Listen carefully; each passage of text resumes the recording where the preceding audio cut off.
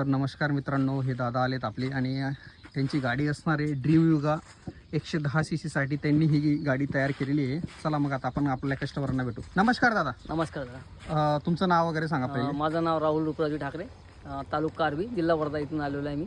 आणि हा गाडीचा वापर काय असणार आहे तुमचा? ह्या गाडीचा वापर भाजी पाला आणि समजा फ्रूट वगैरे जे काही पण. ओके.